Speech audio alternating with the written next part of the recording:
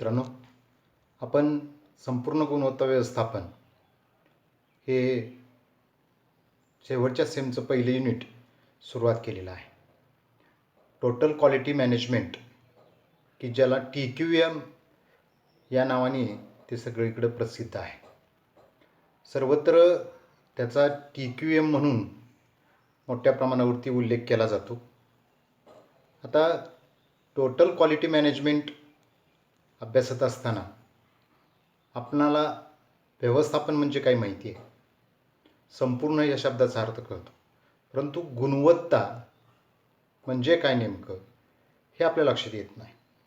म्हणून पाठीमागच्या तासाला आपण कन्सेप्ट ऑफ क्वालिटी लक्षात घेतली. त्याच्यामध्ये चार्ट दिलेला होता तुम्हाला. Q stand for quest for excellence, श्रेष्ठतेसाठी शोध, किंवा U stand for understanding customer needs, ग्राहकांच्या गरजा समजावून घेणे, किंवा A stand for action to achieve customer appreciation, ग्राहकांची पार करण्यासाठीची कृती, L स्टँड फॉर लिडरशिप, नेतृत्व, I stand for involving people, सर्वांचा समावेश, T stand for team spirit, to work for a common goals, समूहध्येयासाठी स्वयंस्फूर्तीनं कार्य करणे, आणि या Y stand for yardstick, to major progress, कामगिरी मोजण्यासाठी मापदंड. विद्यार्थी मित्रांनो, गुणवत्ता काय असतो तर वस्तूमधले जे वैशिष्ट्य असतात त्यांचा समूह असतो, संच असतो. आता ह्या वैशिष्ट्यामध्ये काय येऊ शकतं, काय समाविष्ट होऊ शकतं, ते आजच्या तासाला आपण डायमेन्शन्स ऑफ क्वालिटी म्हणजे गुणवत्तेचे पैलू या अंडर आपण आज त्याचा अभ्यास करणार आहोत. तर गुणवत्तेचे पैलू याचा अभ्यास करत असताना आपणास हे लक्षात घ्यायला पाहिजे की ग्राहकांचा वस्तूचा दर्जा ठरवत असताना, ग्राहक वस्तूचा दर्जा ठरवत असताना काही मूलभूत घटकांचा पैलूंचा विचार करीत असतो.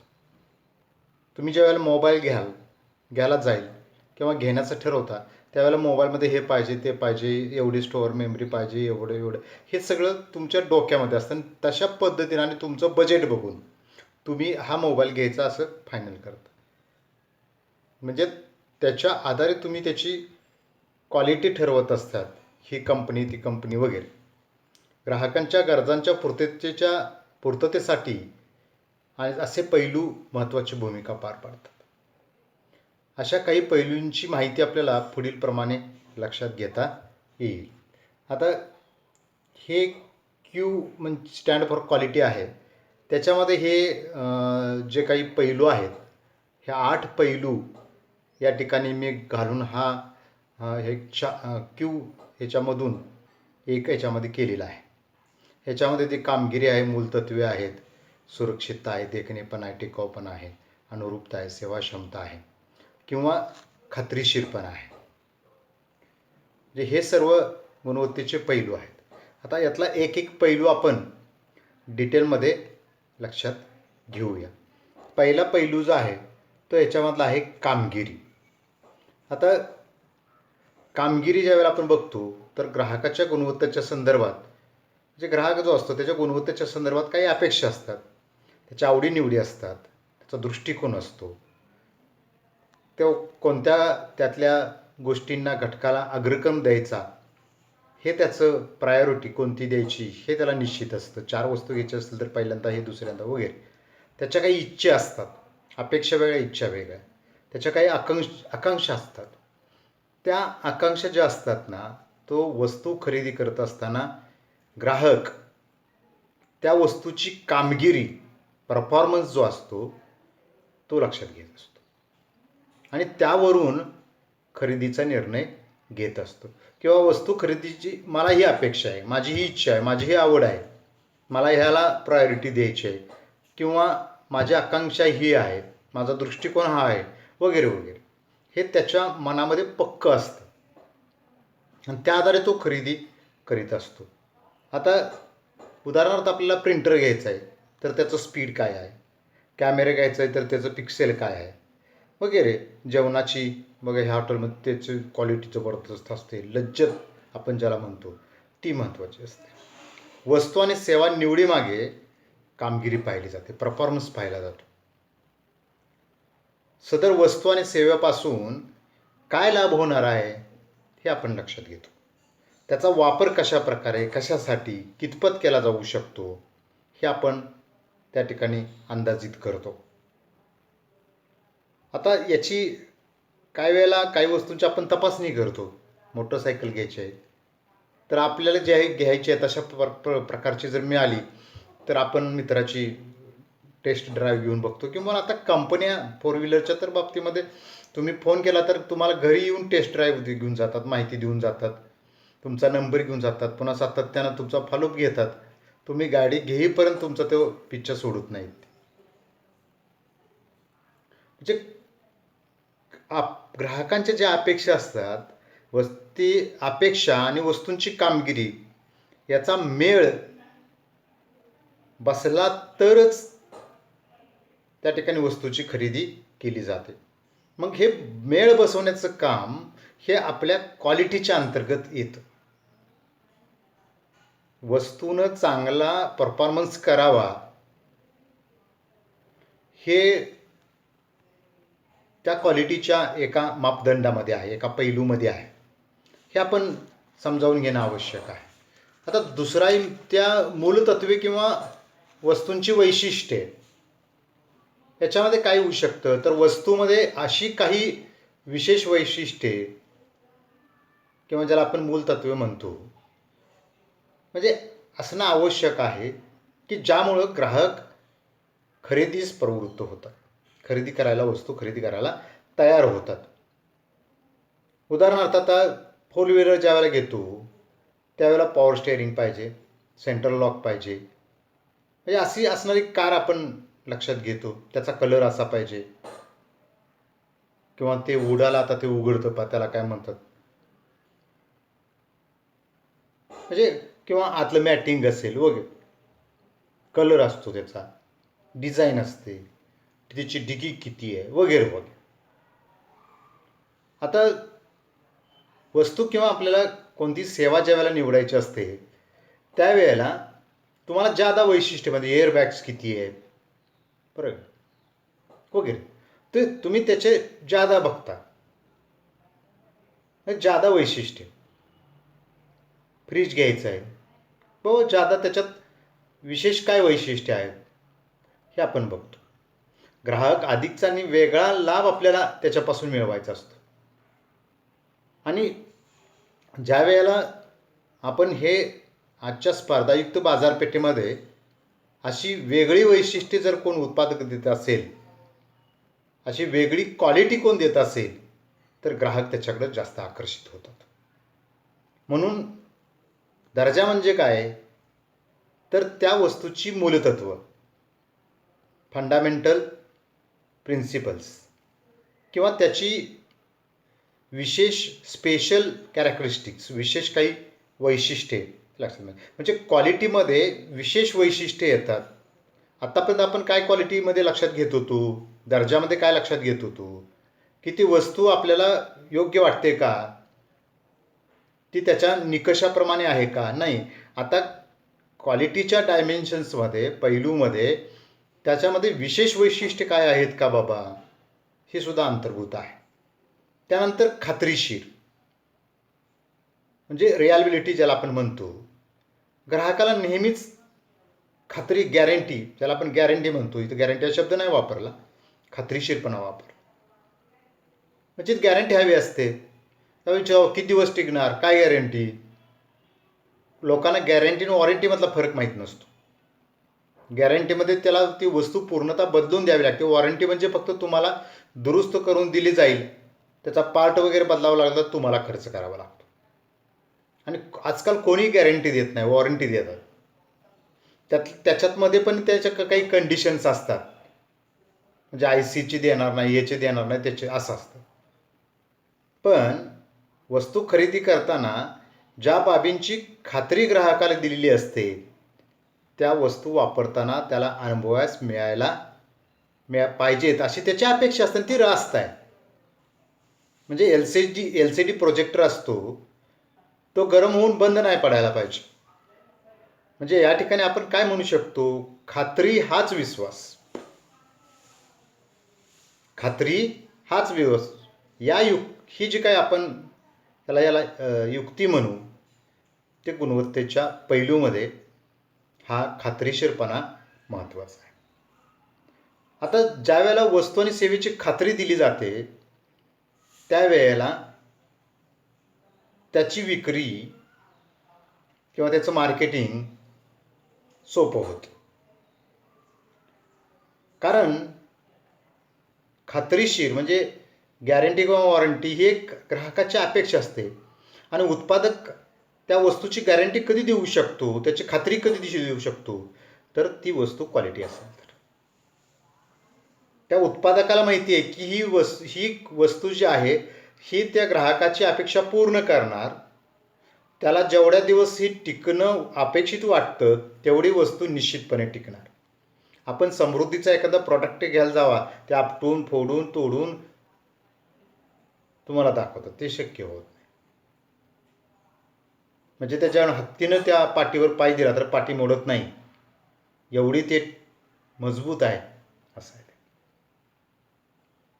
मग ही जी खात्री असते ती कशाबद्दल लागते, तर त्या वस्तूच्या कॅपॅसिटीबद्दल लागते, त्या वस्तूच्या युटिलिटी बाबतीत, वापराबद्दल, उपयोगाबद्दल लागते, त्या वस्तूच्या टिकाऊपणाबाबतीत लागते, गुणधर्माबाबतीत होते आणि सगळ्यात महत्त्वाचं म्हणजे रंगाच्या बाबतीमध्ये लागते.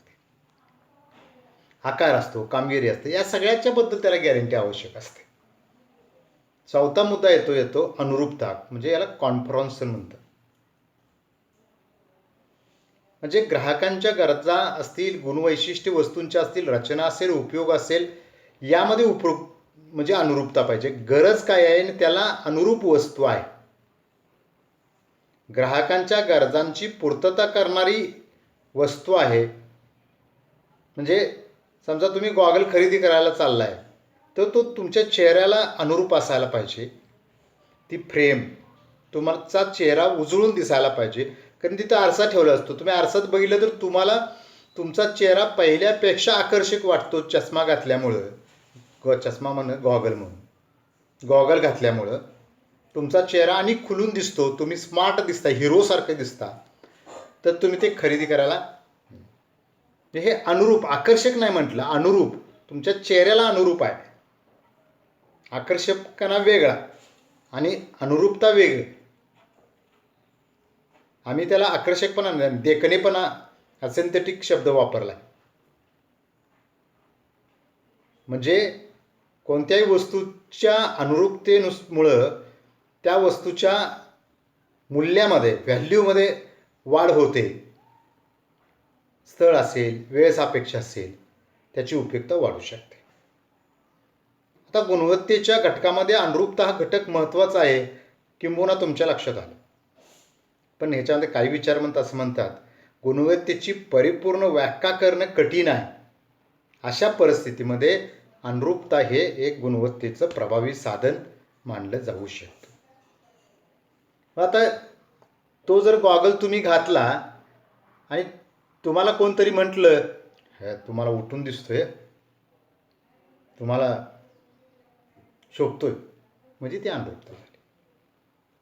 आता टिकाऊपणा, ड्युरेबिलिटी, म्हणजे टिकाऊपणा त्या वस्तूच्या आयुष्यावर निर्धारित असतो. आपल्याला वस्तू जीवनचक्र हा भाग अभ्यासायचा आहे. तिथं हे तुम्हाला अधिक त्याच्यातली डेप्थ निघेल. आपल्याला जीवनचक्र लक्षात येत नाही. माणसाचं जसं आयुष्य असतं ना, तसं वस्तूचं पण आयुष्य असतं. वस्तू दीर्घकाळ टिकावी. बॅटरी आपण घेतली तर आपण म्हणतो 3 वर्ष झालं बॅटरी आहे. ॲक्च्युली बॅटरी 1 वर्षापेक्षा परफॉर्मन्स चांगला देऊ शकत नाही. पण तुम्ही चांगली वापरली तर ती दुसऱ्या वर्षी चांगली होऊ शकते. पण कोणी बॅटरी देणारा तुम्हाला 1 वर्षाचीच देईल. म्हणजे टिकाऊपणाची खात्री मिळाल्याच ग्राहक खरेदी करायला तयार होतात. गॅरंटी, वॉरंटी हा भाग त्याच्यामध्ये आला. आजची बाजारपेठ आणि ग्राहक टिकाऊपणाला महत्त्व देतात. पैसे खर्च करायचे असतात त्यांना. तुम्ही म्हणेल ती किंमत त्याला द्यायची असते. कमी किंमत आणि दीर्घ टिकाऊपणा हा आजच्या जगाचा एक मंत्रच झाला असं म्हणा. कमी किंमत आणि दीर्घ टिकाऊपणा. कोणताही ग्राहक हा वस्तू पुन्हा बदलू इच्छित नाही आणि वारंवार वस्तू बदलणं त्याला आर्थिकदृष्ट्या परवडणारं पण नसतं. आपल्या भारतासारख्या विकसनशील देशामध्ये वस्तू दुरुस्त करून वारंवार दुरुस्त करून वापरण्याची मानसिकता आहे. आता माझ्या स्वतःची गाडी 20 वर्षापेक्षा जास्त वर्षाची आहे. इतर देशामध्ये एवढ्या वर्ष गाडी वापरायला परवानगीच नाही. आपल्याकडे सुद्धा आता 15 वर्षाचा 10 वर्षाचा नियम येऊ घातलेला आहे. मग असायला तर शक्यच नाही. सगळे गॅरेज आहेत ते बंद पडतील. मग आता आले ना इन्व्हर्टरमध्ये ड्राय बॅटरी वापरायची, डबल बेरिंगचा फॅन आलेला आहे. फॅनमध्ये तर आत्ता इतके इनोव्हेशन झालेत. मी टेलिव्हिजन बघतो की आपण खाली स्टार्ट म्हटलं की स्टार्ट होतं आहे, स्टॉप म्हटलं की ते बंद होतं आहे. ह्या गोष्टी आल्यात. तुम्ही घरात बसून तुमच्या शेतातली मोटर तुम्ही चालू बंद करू शकताय. सेवा क्षमता, सर्व्हिसिबिलिटी म्हणजे ग्राहक वस्तूची क्षमता, किंमत, सोयीस्करपणा लक्षात घेऊनच खरेदीचा निर्णय घेतो. वस्तूमध्ये देखभाल आहे का, दुरुस्तीची गरज आहे, किती कालावधीमध्ये निर्माण होणार आहे, ती वस्तू दुरुस्त होऊ शकते का, देखभालीचा खर्च किती आहे, असे अनेक प्रश्न तो लक्षात घेतो. वस्तूचा दर्जा वाढवणे म्हणजे काय आहे, तर वस्तूची सेवा क्षमता वाढवणे. ग्राहकाला वस्तूकडून आणि उत्पादकाकडून किंवा विक्रेत्याकडून असेल तर विविध सेवा सुविधा हव्या असतात. त्यामुळे ग्राहकांची खरेदी ही त्यांना मिळणाऱ्या सेवा सुविधावरती निश्चित होत असते. विद्यार्थी मित्रांनो, लक्षात घ्या, गुणवत्तेचे पैलू तपासताना एखादा उत्पादक कोणकोणत्या किती वेळा असेल किंवा कोणत्या अटी शर्तीवर असेल सेवा सुविधा पुरवतो हे लक्षात घेतले जातं. सेवेमध्ये मग घरपोच वस्तू दिली जाते का, वस्तू बसवून दिली जाते का, स्पेअर्सच्या पार्ट्स त्याचे उपलब्ध होतात का, त्याचं डेमॉन्स्ट्रेशन दिलं जातं का, वस्तू बदलून दिली जाते का, दुरुस्त करून दिली जाते का, देखभालीची सुविधा काय आहे, दुरुस्ती वेगळी, देखभाल वेगळं, रिपेअर अँड मेंटेनन्स म्हणजे वस्तू बिघडू नये म्हणून काळजी घेणं, आणि दुरुस्त म्हणजे बिघडल्यानंतर ती पुन्हा आहे त्या कंडिशनला, चांगल्या कंडिशनला आणून ठेवणं. देखणेपणा पुढचा आहे. देखणेपणा 7वा मुद्दा.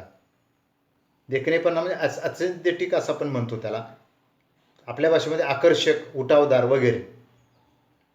हे वस्तूचं बाह्य रूप असतं. आता आपण पॅकिंग बघून वस्तूचं बाह्य रूप बघूनच घेतो, आत काय आपल्याला जाऊन बघता येत नाही आणि त्या विक्रेत्याला पण ते दाखवणं शक्य होत नाही. म्हणजे वस्तूचा आकर्षकपणा आजकाल त्या वस्तूबद्दल एक मत किंवा एक प्रतिक्रिया बनवते. लक्षात घ्या, बाह्य रूप त्या वस्तूचं देखणेपणावरून त्या आत वस्तू कशी असेल हे जजमेंट केलं जातं. गुणवत्ताच्या पैलूमध्ये मग बाह्य स्वरूपाकडे सुद्धा ग्राहक अधिक आकर्षकला जातो हे लक्षात घ्यावं लागतं. त्यामुळे वस्तूच्या पॅकिंगला महत्त्व आपल्याकडे पॅकिंग संवेष्टन स्वतंत्र याच टॉपिकमध्ये आपल्याला पुढे अभ्यास आहे. कोणताही ग्राहक असतो सर्वप्रथम वस्तू डोळ्याने खरेदी करतो. हे वाक्य जबरदस्त आहे. म्हणजे आम्ही पैसे देऊन ती विकत घेण्याच्या पूर्वी आम्ही डोळ्याने खरेदी केली असते. ही घेणार मी वस्तू, ही वस्तू मला पसंत आहे, आणि नंतर मग प्रत्यक्षात खरेदी करतो. म्हणजे प्रथम दर्शनी डोळ्यांना आवडणारी, लक्ष वेधणारी वस्तू दर्जेदार ठरते. हे आधुनिक जग हे आता बाह्य रूपाला महत्त्व देत असतंय. हे गुणवत्तेच्या अंतर्गत आपण लक्षात घेणं आवश्यक आहे. पुढचा मुद्दा येतो सुरक्षितता. आता वस्तू किती कालावधीपणे सुरक्षितपणे काम करणार आहे, वस्तू वापरताना कोणती काळजी, दक्षता घेतली पाहिजे हे ग्राहक लक्षात घेतात. किंबहुना आजकाल तो गुणवत्तेचा एक भाग, एक पैलू बनलेला आहे. सध्या अनेक कंपन्या ग्राहकांच्या मध्ये ही जाणीव निर्माण करून देतात की हे सुरक्षित आहे. आता उदाहरणच घ्यायचं म्हटलं तर इलेक्ट्रिक वायर्समध्ये आता शॉकप्रूफ हवेलची वायर आली आहे, कारमध्ये एअरबॅग झालेत, पॉवर ब्रेक आलेत, GPS सिस्टीम आलेली आहे. हे सगळं कसं आहे तर सुरक्षितता अधिक वाढवायची. आणि ग्राहक या वस्तूच्या वापराबरोबर त्या वस्तूची सुरक्षितता सुद्धा लक्षात घेतो. ह्याच आपल्याला विसरून चालणार नाही. म्हणून हे जे काही आपण 8 या गुणवत्तेचे पैलू आहेत, ते पैलू आपण लक्षात घेतलेले आहेत. वस्तूचा जो वापर असतो, त्या वस्तूची वापर होत असताना त्या वस्तूपासून आपल्याला इजा होणार नाही, दुखापत होणार नाही, अपघात होणार नाही, हानी होणार नाही, मोडतोड होणार नाही, इत्यादी आपण बघत असतो. गुणवत्तेमध्ये सुरक्षितता हा महत्त्वाचा मुद्दा. आता ज्या वेळेला दुसरं महायुद्ध आपलं झालं, त्यावेळेला त्यानंतर आपले जे 2 देश आहेत, अमेरिका आणि जपान, यांनी गुणवत्तेवरती खूप मोठा भर दिला. आणि आजकाल ह्या सगळ्या गोष्टी ज्या वेळेला आपण लक्षात घेतो, त्यावेळेला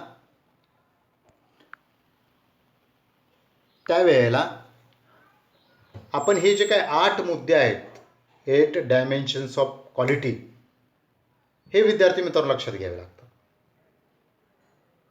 आणि तुम्ही जर वस्तूची कामगिरी, परफॉर्मन्स असेल, विशिष्ट वैशिष्ट्य असतील, खात्रीशीरपणा असेल, त्याचा अनुरूप असेल, टिकाऊपणा असेल, सेवाक्षमता असेल किंवा देखणेपणा असेल, सुरक्षितता असेल, हे जर गोष्टी असतील, या बाबी असतील, ह्या जर लक्षात घेतल्या आणि त्या तुमच्या वस्तूमध्ये जर उतरवल्या, तर त्याला क्वालिटी प्रॉडक्ट असं आपण म्हणू शकतो. म्हणजे मी त्याची अनुरूपता बघेन, तुम्ही त्याचा देखणेपणा बघाल, म्हणजे कोणतं याच्यातलं डायमेन्शन्स लक्षात घेईल किंवा त्याला प्रेफरन्स देईल, त्याला महत्त्व देईल, हे सांगणं अवघड आहे. म्हणून आपल्याला या सगळ्याच गोष्टींचा अंतर्भाव हा क्वालिटीच्या अंडर करावा लागतो. तर विद्यार्थी मित्रांनो, गुणवत्तेचे पैलू हे आजच्या तासाला आपण या ठिकाणी लक्षात घेतलेले आहेत. तुम्ही हे जे माझं लेक्चर आहे, हे तुम्ही शांतपणे ऐकून घेतलं. तुम्हाला काही यातले काही तुम्ही नोट्सही काढले असतील, पण हा भाग तसा डायरेक्ट सिलेबसमध्ये नाही, पण एखादा MCQ एखादा टाकू शकतो. कारण काही पुस्तकामध्ये हा भाग अभ्यासला आहे, काही पुस्तकामध्ये हा भाग अभ्यासलेला नाही. पण आपल्या जीवनाची क्वालिटी हा भाग महत्त्वाचा आहे, म्हणून आपल्याला ते थोडंसं डिटेलमध्ये मी हे याच्यामध्ये घातलेलं आहे. ठीक आहे. एक्झामिनर म्हणजे क्वेश्चन पेपर सेट करताना कोणत्या पुस्तकाचा वापर करतो, ते सुद्धा देखील महत्त्वाचं आहे. ठीक आहे. आपण तुम्ही सगळं ऐकून घेतलं, याबद्दल मी तुमचे धन्यवाद व्यक्त करतो आणि आपण या ठिकाणी थांबूया.